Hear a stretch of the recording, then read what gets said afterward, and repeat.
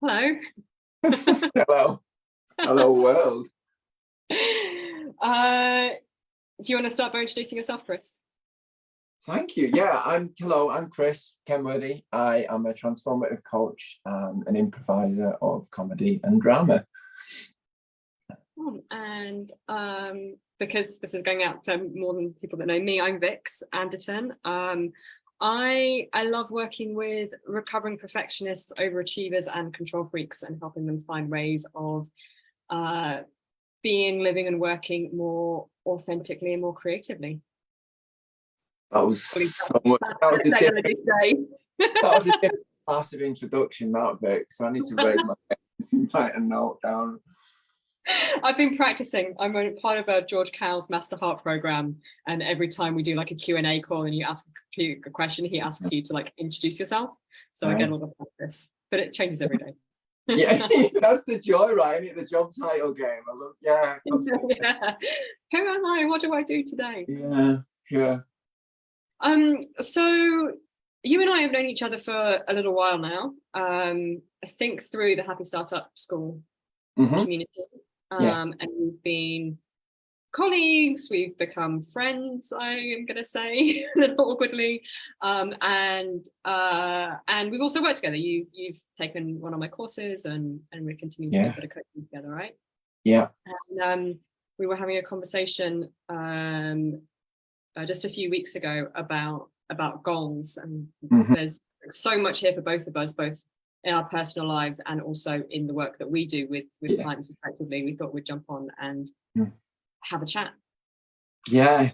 There's going to be some reveals here. Do you know, on the subject of goals, what we're about to go into is just say that I was struggling with them, but the context, I feel a kind of guilt that it's such a textbook coaching topic, performance coaching, to have your goals sussed, and to be here now saying, do you know what, I was struggling with goals, feels like I'm betraying some sort of professional code or something. So I'm just noticing a little bit of shame or guilt around that, actually.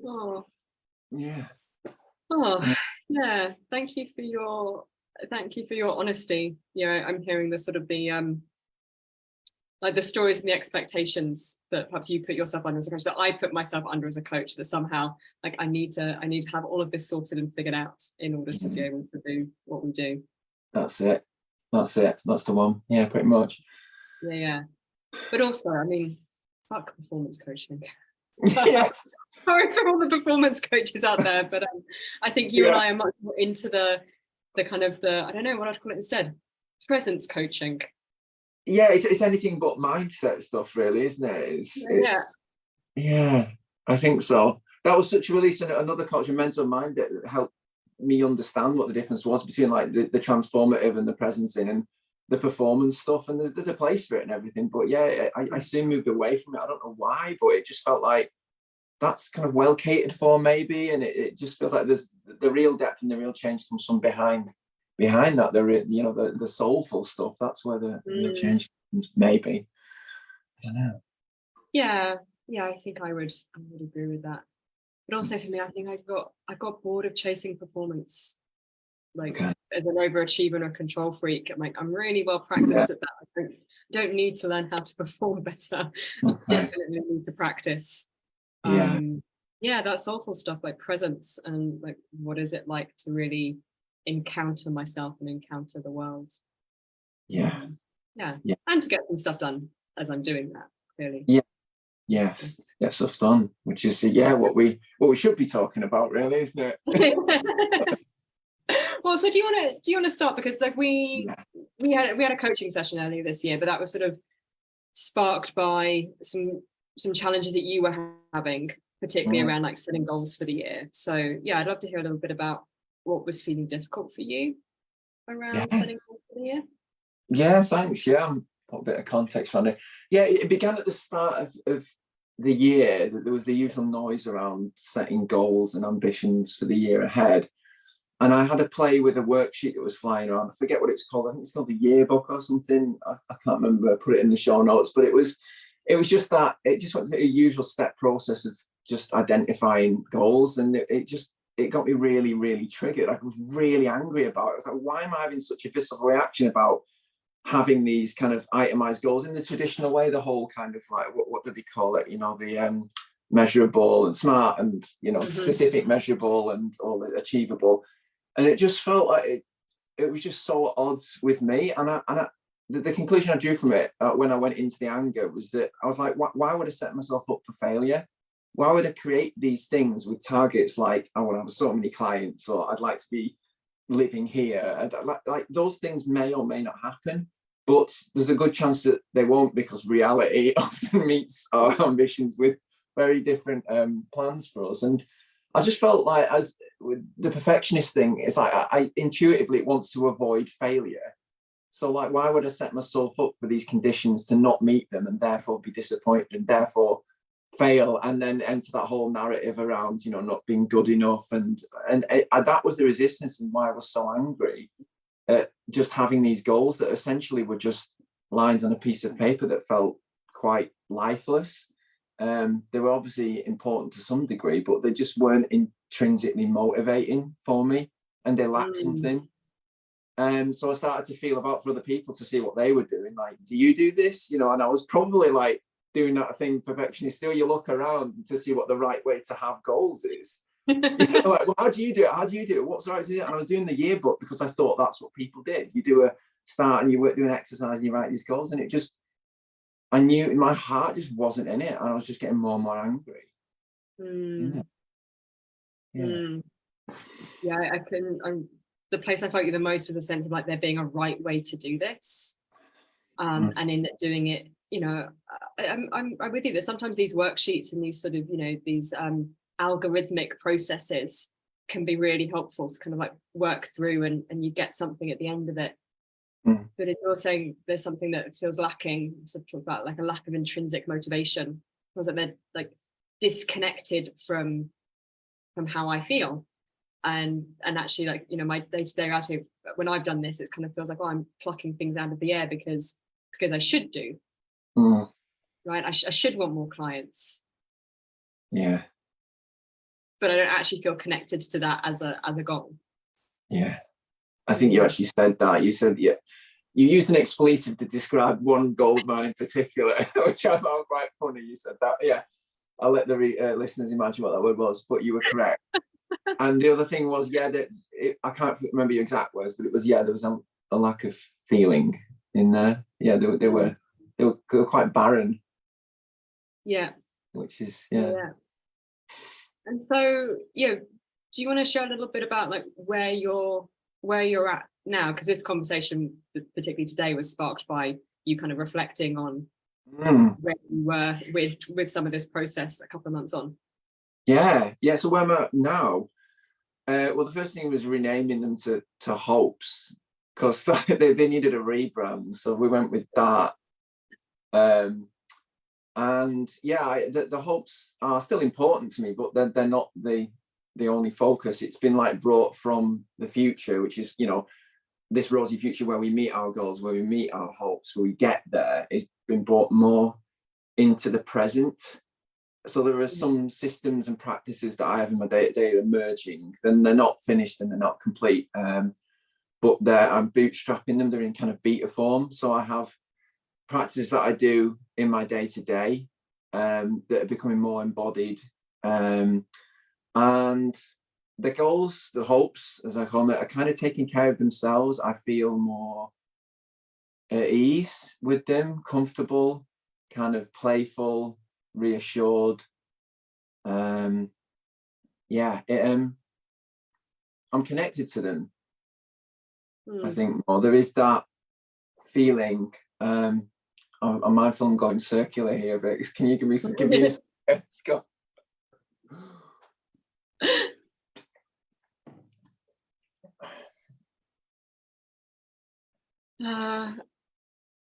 So I'm hearing for you that like the rebrand was really important. So kind of like, I think taking the pressure off them being goals and something that therefore can either be achieved or not. And yeah, there's something that sounds stupid, but something that feels quite hopeful about them being hopes, or something that feels kind of like optimistic, which I enjoy.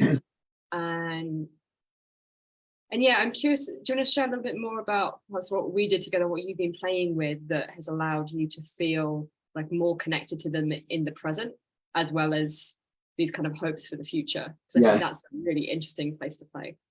Yeah, let's go into the juicy bit about what changed. Yeah.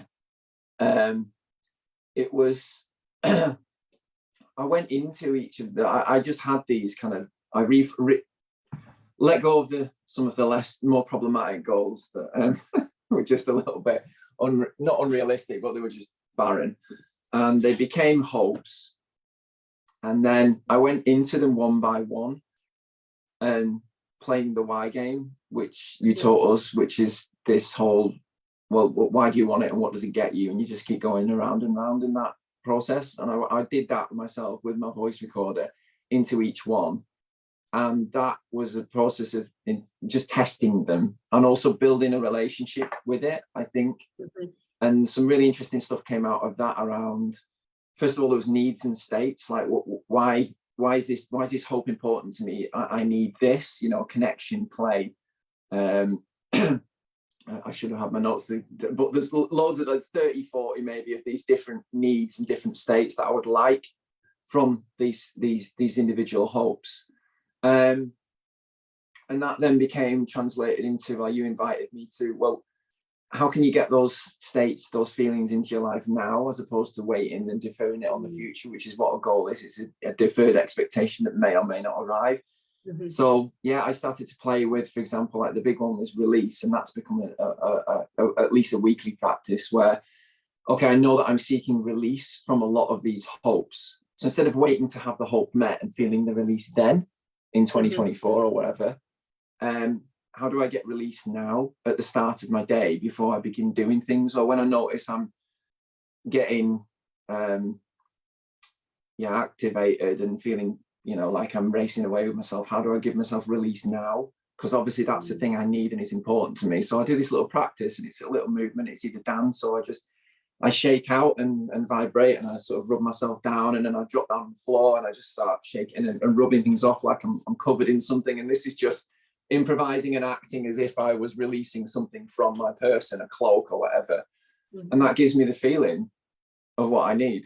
So it's really weird. It's like a new way of interacting with goals that is through my body and not my head, which works really well for me. Yay to embodiment. So I just sort of summarize like the process we went through and then how you've been kind of iterating on it. So I love that you've turned them goals into hopes, and what the phrase that came up in my mind as you were speaking was like almost like, I would love it if. Yeah. I love it if I was living in this kind of place in a year's time, or I would love it if I had so many clients. There's something that feels much more spacious for that into me than kind of setting it as like, or I must get these things. Like, this is my goal, this is my target. That automatically feels very, very focused. So yeah, there's something more spacious, and I guess I get to really feel the desire for it. If I say, I really love it if that would be the case. So I'm hearing for you that you were able to kind of like get rid of some of the more arbitrary goals that you said felt barren, like they didn't have that sense of like, oh yeah, this is actually what I want. Yeah. I think I should be on my list, because this is the kind of thing people have on their goals list, right? Yes. And then the why game I think is so powerful. So just to kind of recap, you take the goal and you say like, this is what I want, or I would love it if this, and then you ask yourself why. What would that get me? And you can journal, you can do a voice note like you did, Chris, you can do it with a friend, asking you these questions, and you keep going down until there's a sense of like there's no further, like you've boiled it down to like the essence of it. And I think that does two things, as you were saying, right? It allows you to connect with the underlying need or desire, because so often our needs manifest as strategies, but that doesn't mean that's the only way to get that need met. If my desire, my hope is like, oh, I really like more clients, and I drill that down and I'm like, oh, what I'm after is financial security. Then I can ask myself, well, is this this is like getting more clients is not the only strategy to have better financial security, right? So it opens up a space to I guess test the goals. Like, actually, is this the thing that I want to be pursuing in order to get this need met? And then I love what you were speaking to around goals as like deferred expectations. It's like that, oh yeah, like if when this then I get to feel XYZ, right? And when you can really identify what the feeling is, like you can divorce or separate the feeling from the achievement, from the outcome. And as you're talking about, you do this a lot through improv, like embodying different states. And I love you describing the release of like, yeah, like what is it like to kind of like take a cloak off, or I think was the example you used of, you know, like, what is it like to do that? And really tuning into like, oh, what are the different ways that I can access those feelings, those states here and now in my day to day? And that for me just gives me so much more agency. It's not like I can flip a light switch and it's like, oh yeah, I feel happy. But I can kind of go into things and be like, oh, what would it be like to do this with more joy or more ease? Or is there a specific practice that I can do in my day or my week that I know allows me to access more happiness? And I can build that into I can build those systems into my day and my week here and now, rather than waiting for something that may or may not happen, because, you know, life's life. And yeah, beautifully put. Thanks for gluing that all together. Well, I felt like as I didn't in time get my notes to sort of look at the kind of the steps I went through. So I was kind of going, what did I do? And then did this and then I did that. And then, yeah, you pulled it together really nicely. That's it. The things that were coming up for me there was, noticing how in perfectionism kind of like, you have things that you think you ought to want, and that's kind of what the goals sometimes become. Whereas the why game forces you to actually go into, what do I really want? Like, have I, rather than an absorbed want that I thought I ought to have, like X clients or whatever, like, was what do I actually want in me? And tuning into my emotions around the felt sense of what I actually really want. It's hard to put, it's one of those things hard to put into words because it's emotive and it's not a heady type thing. But did you notice a big difference in terms of like the goals that you had been setting to start with, that perhaps had more of this like flavor of should about them, and then like what some of your hopes are now that feel like a real expression of what it is that you do want? I mean, the language was basic and cold and just statement to fact and logical, I think, in the original goals. Whereas now the language has become, like you say, I mean, you put it really well. It's like, it'd be really nice if this thing were to happen. And it's more specific, but not in that specific measurable thing kind of way. It's like a sentence describing something. I wish I had got the damn notebook now and I could give you an example. But that's it. This is how I know they're embedded in there. I couldn't list you what these 5, 7 or 10. I don't even know how many there are. I think I'm sure there's 5. It started at 10 and it went down. But the fact that I can't tell you what they are one by one, I could get, if I went through it, I could give you the sentiment of it. But that's the thing. It's the fact that the sentiment and the emotion is there. They're embedded in me. And I know they're important and taking care of themselves because I've got these systems and practices that I do every day. So that's maybe the true test. If you can't list your goals or your hopes, then they matter to you. Maybe, I don't know. For me anyway. Paradox. Another one. And I want to stress that these aren't like nailed. Like I've got maybe one that I've got the release state thing that I work on. And the play one helps me when I'm doing lots of content and I'm writing I do emergency questions on LinkedIn where I just play with an idea and invite people to discuss like a provocative question. And before I do that now, like a part of my system of writing is to go somewhere different. So I've got a different environment to stimulate me, but also I'll try and get in the state of play, which is another movement, and dance helps with that. Or I just kind of talk to someone and be playful. I start to just do this thing the state I want to be in. And that was another one of my goals, is to sort of integrate improv more into my life. So it's not just a practice, a play and a hobby. It's that That's one of my hopes of the 5 hopes. So yeah, there's just a really strong correlation, between my day-to-day practices and these kind of overarching hopes. And that strikes me, particularly what you were just speaking to the improv one there, that if like one of your hopes is to integrate improv from something that's been like a hobby of yours, something that like I know that you're teaching and like leading improv groups, right, aren't you? The leading, yes. Yeah, and then like integrating that into like how you live your life. There's something about like this approach that almost automatically means you've achieved that, right? Because you are like you're doing improv, you're using those tools every day to help you with different states, right? Yeah, that's exactly it. That's it. And it feels like such a cheat. Like you're supposed to not get the reward until you've done this thing at the end of the year. But like I'm starting to wonder, maybe I should have some more hopes, because each of them I'm doing. It's that question you asked, like how do I get 1% closer? I feel like I'm always getting 1% closer on each of those hopes as I move through them every day, every week. I'm doing this week, and if I were to look back at my hopes, I can go, well, that's that one and that one. And these things I'm actually concretely doing right now in the present are to do with that. Yeah. Which is a lovely feeling. Well, maybe we can start wrapping up on this, because this feels like a really important like link to me between like the goals and then either the processes, the practice, or the systems, like depending on the language you want to use, that means they are integrated into every day. Because that's where goals are achieved. The example I often use, I ran 1,000 miles in a year a couple of years back. Wow. And like the only way to run 1,000 miles in a year is to run 3 miles a day. Like you kind of like the only way to do it is to break it down into these small things and to make it kind of part of something that you're doing habitually.